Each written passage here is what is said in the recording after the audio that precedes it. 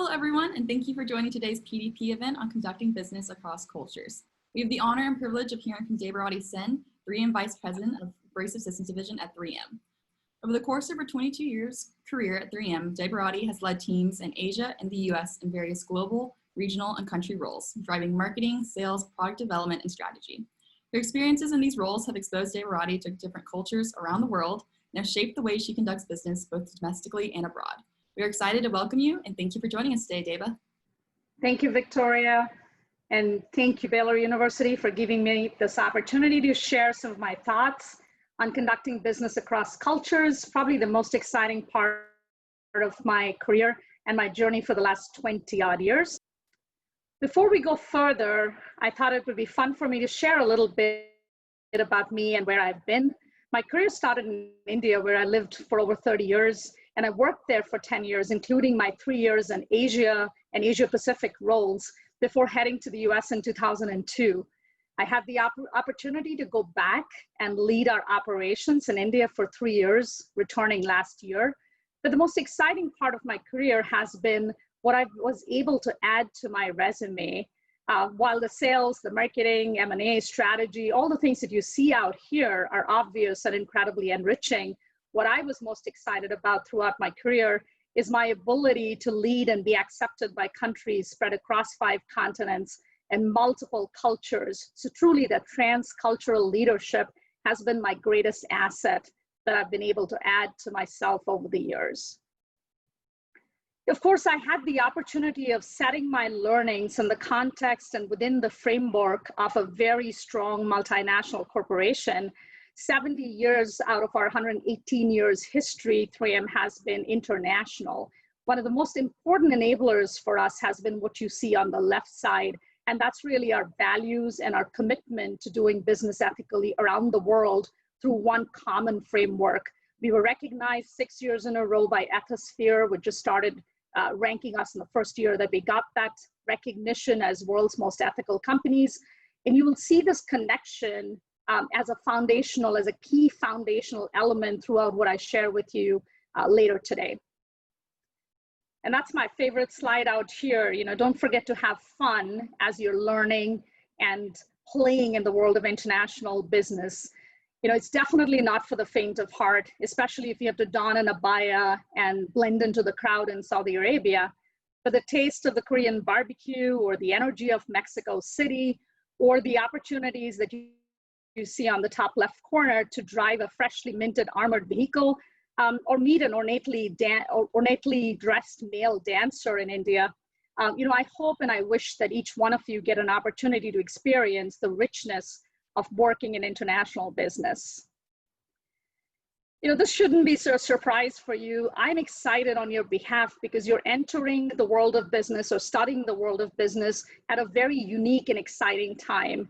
You know, this is truly a VUCA world and increasingly becoming VUCA on steroids. So I'm really excited you guys are entering the world at a time of never before connectivity, the power of technology, connectedness, and also a time of incredible geopolitical conflict, you know, challenges that we are seeing with healthcare, with a global pandemic, and potentially a new world order. So keep this in context as we move forward with respect to a student mindset and really learning about doing global business.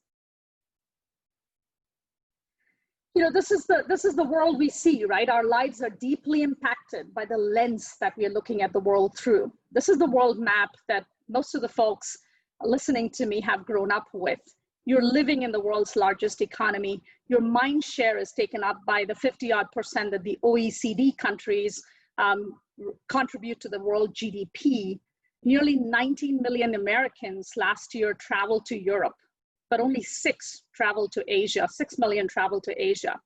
The companies we know are those that are nearer home, and our focus for sure is on less than 10% of the world population that lives in US or in Europe. The reality of the world that we live in, though, is different. And this is where that lens and the filter that we're looking at the world through comes to life. Here is the world map that provides a different view, visually focused on Asia, which accounts for 50% of the world's population. 45% of the world's GDP comes from developing world. And if you can remember anything from my talk today, please eliminate the term third world from your vocabulary. I hope you don't have it. Please don't have it moving forward. You know, take a look at the largest companies in the world. Sinopec, CNPC, and Shell, some of my largest customers in my oil and gas days. Of course, it'll look very different given the oil price, but remember the 124 companies featured in the Global Fortune 500 last year came from China. 121 came from the US. In the 1700s, this is probably something that's lesser known. Prior to European colonization, India accounted for 25% of the world's GDP, followed closely by China. Those two countries, prior to European colonization, accounted for 50% of the world's GDP. Both are featured in the top 5 countries in the world, of course. You know, global multinationals have really changed the course of history via trade, through global participation in the economy's presence, global exports. Some have famously changed the course of history, such as the British East India Company, ultimately, obviously, handing over large tracts of land and their export business in South and Southeast Asia to the British Crown. Today, even today, 25% of global employment and 28% of global GDP is accounted for by global multinationals. The biggest risks that these multinational companies, one in which I'm employed to, face is not necessarily coming from the typical business risks that one can think of, but it's coming from lack of understanding or missing the signals in local customs, understanding local cultures while doing business. So therefore, how intentional we are about learning and understanding cultures is going to determine how successful we are professionally and how successful our companies will be down the road as we work in them. So this is my cheat sheet. So the easiest and the most important elements that we need to keep in mind center around mutuality, which essentially means finding things that are common between us and the cultures that we are meeting. You know, our origins as tribal societies have hardwired our brains to recognize differences, eliciting that fight or flight response, rather than focusing on similarities or the genes that we have in common. So you have to very intentionally and consciously work towards recognizing what's same, what's similar, rather than what's different. But with deliberate attention and practice, you get better. So remember my 3F formula? Very simple. If you can't remember anything else about mutuality, remember that human beings have a lot of shared tastes, a lot of shared interests between family, food, and football. And if that last picture at the bottom caused you some visual dissonance, you have to go back to the beginning. That is football, right? So power, position, and this dichotomy between collectivism and individualism are probably the most prominent elements of difference, right? So mutuality around 3F, but what's different typically centers around these 3 concepts. You know, small talk may be frowned upon in German culture in business meetings, while in India, that is absolutely your fuel for being successful in business meetings. Humility and modesty, very much valued in most Asian cultures. Relationship networks, very material. Socializing after work may be frowned upon in certain Western societies, very much the expectation in Asia and in Latin America. People spending weekends with friends from work, very unusual in the US. You have to remember that those are some traits that make you especially successful in other cultures. In India, people tend to say yes to everything, even though they know that they may not be able to do that or deliver that within the time. That would be seen as or frowned upon in the US, but very much a norm or culture in India to say yes to please the recipient. So from my perspective, to be a successful international business leader and to be successful in the world of international business, you have to be a successful student, not necessarily just of business or economics or business practices or specifically, tax and trade barriers, but be a successful student of world history, be a successful student of anthropology, spirituality and religion, which is something that we don't think about but is a core foundational element of several societies and very important. All you need, though, are just a few words of different languages in that moment, in that business meeting, in that setting. People appreciate when you make an effort, even if you're imperfect, just a few words in their language. And of course, the most universal language of all, and that's your smile. So always go in with a positive mindset, learn and be a student of the world so you can be a better student and more successful as a business leader. I also want to context set what you will see throughout the rest of what I speak about of a student mindset of humility. You are now going through and entering a world that is more VUCA than ever before, a time of incredible change. If you haven't had a chance to read Dr. Harari's Sapiens, please do. It gives you a really solid context of where we were, where we have come to, and where we may go in future. Your student mindset throughout your career, not just while you're in the university, but throughout your career, will be your biggest strength as you start your work lives. This is a very simple model, and I'm not going to go into a lot of details, but I want you to visually connect with what a VUCA world requires. So typically a VUCA world is where less is known about the future, where the past is a worse predictor of the future than your own thought process as you go along in the future. Uncertainty, complexity, and ambiguity is confusing the world. Your past knowledge is not what you can rely on. Your training in the past is not what you can rely on. Your values and your style will determine how successful you are. And your ability to evolve with change and learn continually, not just in the past, will help you become successful. So this is a model that I've used with my team, my teams across the world, in talking about what are the different elements in our repertoire, in our arsenal that are required as we look at more and more change, faster and faster change as we look at in future. And you'll see the stylistic elements, being direct, being reliable, being trustworthy, very, very important elements of what determines our success. So I also talk about timelessness of values, which anchor your style, which anchor your organization, and your ability to win in the world of international business. Especially as you start your careers, look for companies that are most coherently connected with your value system, most coherently connected to what makes us successful in the international world.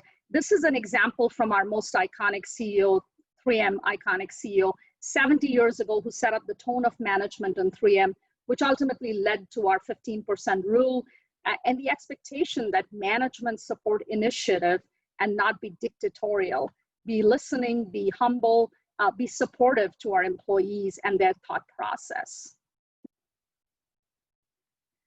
You know, in a study that was conducted by McKinsey across 20,000 respondents, I think this is now 5 years old, in 200 companies across 20 countries, these 20 values were seen as the bedrock, as the most attractive values that employees are looking for, no matter which country they were polled from.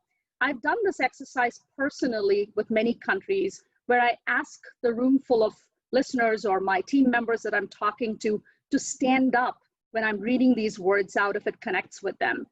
And never have I ever had a situation where there's somebody sitting when I'm done reading these 20 values out to them. So, you know, keep these front of dash as you try to remember how to successfully navigate the world of international business. Anchor yourself in these common ground value system, these bedrock values as you move ahead. Here's my very simple playbook, and I'll speak a little bit about the elements out here, which has helped me over the years. Remember, the old world of leadership was that position-led picture that you see on the top left. It's evolved a lot over the years, from a leader leading from the front to being very much a part of the team, their success being measured by followership rather than how many people they lead, the followership they're able to generate. So as you look to the right, there are 3 elements that I want to talk about today that I see as critical to navigating the world of international business and succeeding in the world of international business. They're very simple: equality, curiosity, and humility. You should be able to connect with these very easily. Equality is all about truly believing, not paying lip service, but truly believing in equal worth of all human beings, eliminating the us versus them, fighting our evolutionary tribal mindset, not focusing on differences, but really remembering how similar, how alike, how truly foundationally identical we are across the world. Getting out of the ethnocentric mindset that large successful countries, large successful economies tend to have. We tend to see this in the US. And get truly excited about diversity, about finding diversity, about learning about diversity, about embracing diversity. Curiosity, this is probably my favorite because this connects back to that student mindset. True, genuine curiosity in cultures and backgrounds of the people that you meet, that you're talking about, that you're hearing about in this global world that we live in. Even closer home, not just in your business interactions, in your academic interactions, but in the student body that you're a part of, in your local community. Restaurants are a really easy example that I provide to people. Talk to the owners, figure out what their journey is, talk to them about their observations and their perspectives. A favorite of mine in this is a series of books called Put Your Best Foot Forward. It could be Put Your Best Foot Forward in India or in China or in Germany. Pick up a couple of those. It just teaches you so much about the culture in the business as well as in the personal life that you would be able to face in a situation in that country. Complete your culture inventory. There is a free tool you can find online called Globe Smart. Complete your culture inventory so you can understand with that openness, with that curiosity, where you are and what are the differences and what are you trying to learn as you move forward. Humility, probably my most favorite element that I talk about all the time with my teams as well as with students that I meet. Humility is really key to evolving fast, learning fast, ensuring people see value in the interactions with you. Especially given the complexities of international business, you need people to teach you. You need people to help you grow, recognize that learning journey and lead with humility. I often remind people that humility exists very happily with confidence, just not happily with arrogance. It doesn't conflict with confidence. Just remember that you can be humble, you can be confident, you can be a student the rest of your life in the world of international business.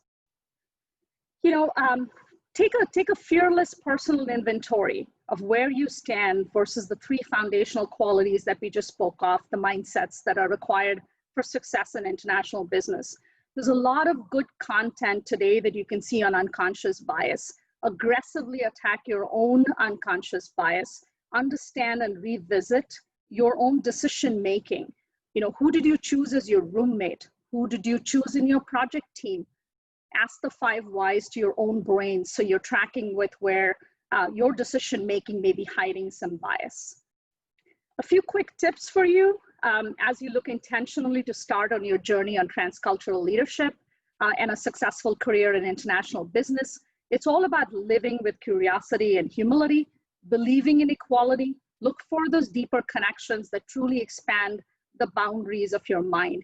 Even while you're here, even while you're living your student life, try to embrace and, more importantly, try to embed yourself in more diverse scenarios that make you feel uncomfortable. You don't know enough about the person you're talking to, the student body that you're becoming a member of, but push your own boundaries of comfort as you're looking towards more learning. At the end, this is a tool that I've used and grown over the years and shared with my team members. Over the years, a value-based framework has really helped me succeed in international business, doing business across cultures at the end of the day, working closely with over 30 countries. Make sure you know who you are and how we are evolving to become more successful in the world of international business, anchoring yourself around equality, curiosity, and humility. This view is based ultimately on feedback. So it's not just me writing this about myself. Be intentional, be deliberate about getting people's feedback so you can look yourself in the mirror very candidly with as much humility, with as much intentionalism that you can find in your personal inventory. Base it on real feedback and stay anchored on your true values, on your core values. Build forward from that.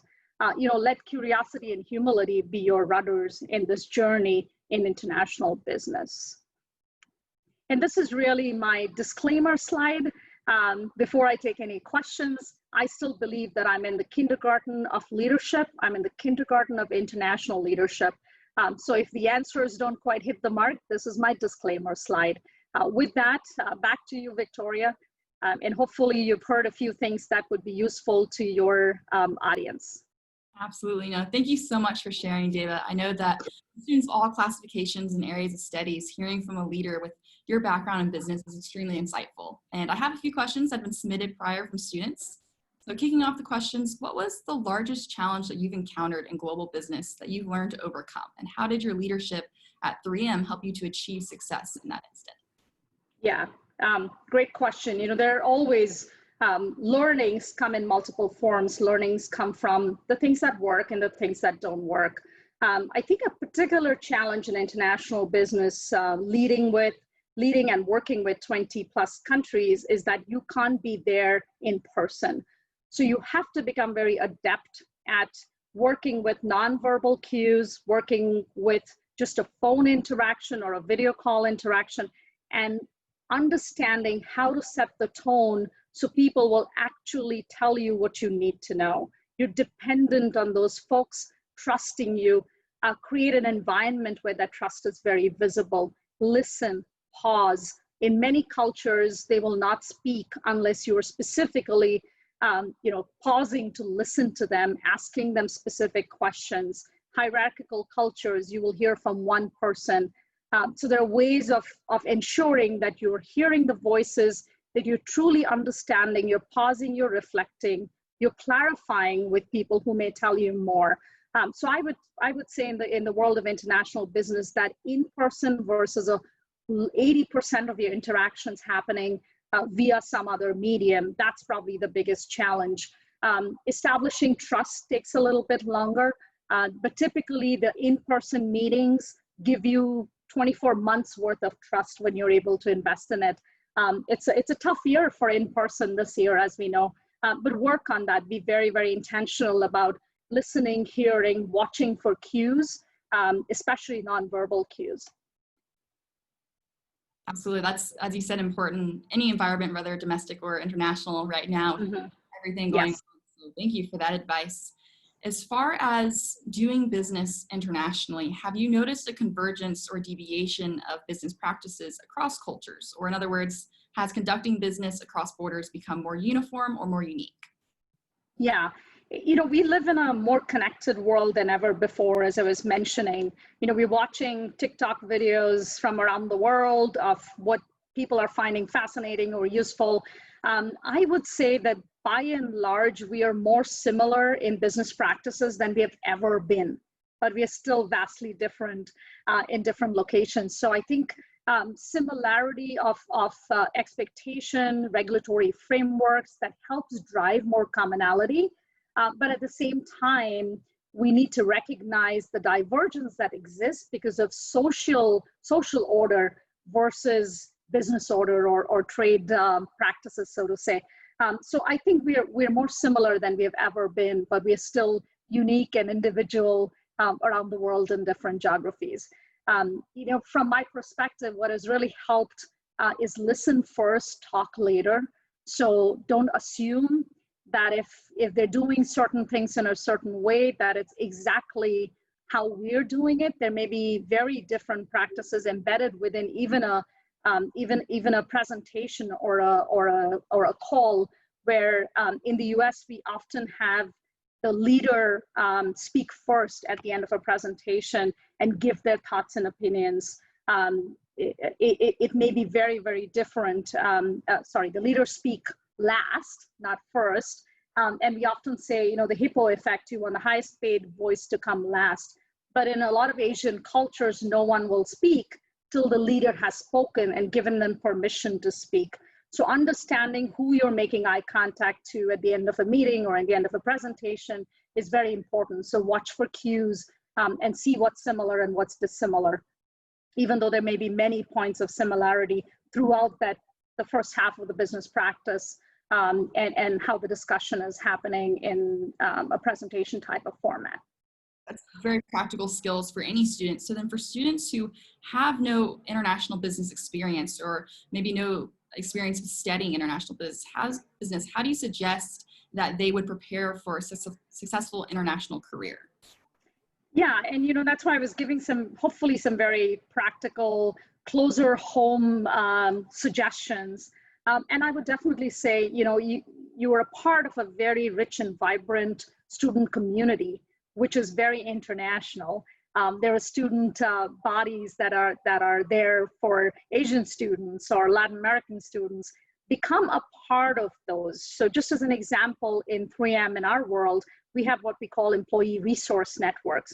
So we have our Latino network, we have our Asian and Asian American network, and we have a lot of white American members in those networks because they're curious, they want to be a part of it, they want to actively learn about the cultures, about the context, about the worries, about the concerns in those communities within our employee group. So think of the same thing in a university setup.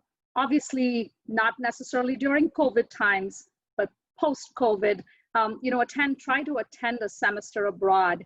We've seen a lot of value, even as we hire of our employees who have had a chance to live, not visit, but live abroad. They bring a different mindset, and that's of tremendous value, especially for companies as we look for bringing in the diverse skill sets. And it's not all about what you know, but do you know how to learn, right? So that's the piece that we're looking for. Intentionally, we do this exercise often in large meetings, intentionally sit next to somebody you don't know in your class, especially if they appear to be diverse, right? Be inquisitive, read a lot. I often tell people, stop watching American news. So intentionally watch news, and we're digitally connected. You can watch BBC News without paying anything, right? You can intentionally look for news media in China or news media in South Korea and news media in India.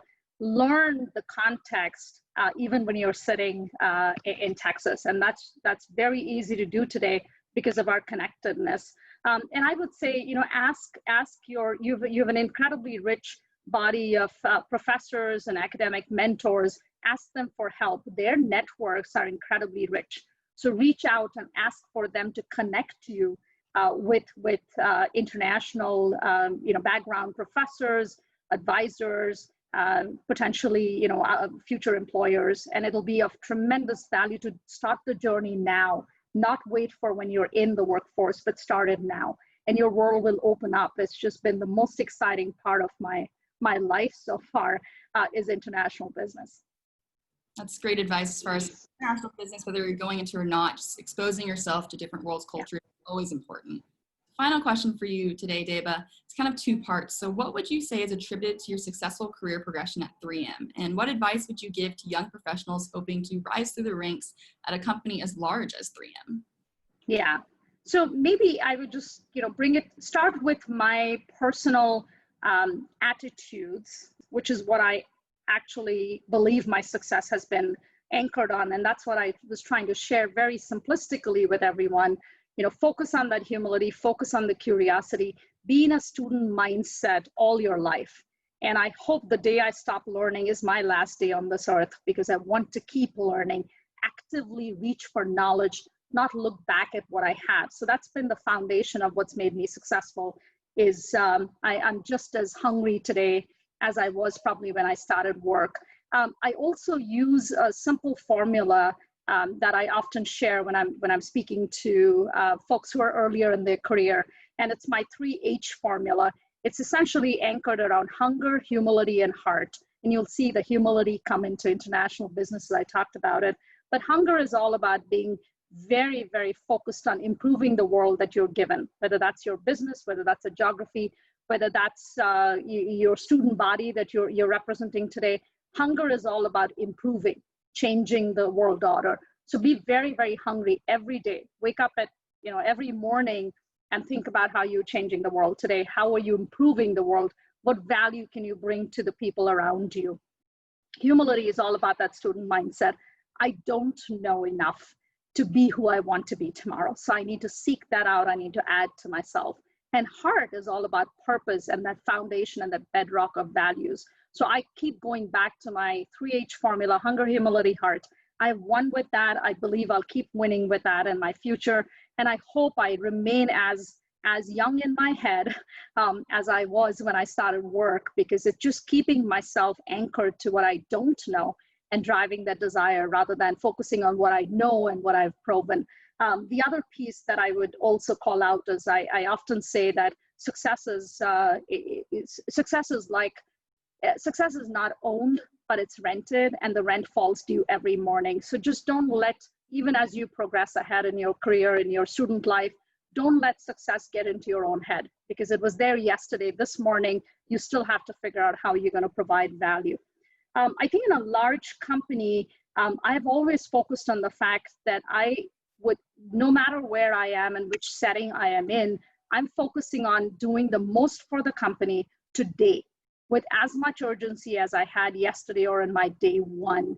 So if you focus on the value that you can bring to the company, you get a lot of spotlight coming your way. You don't have to worry about how big the company is, because you're not focusing on your career and what happens to you. You're focusing on what you're doing for the company.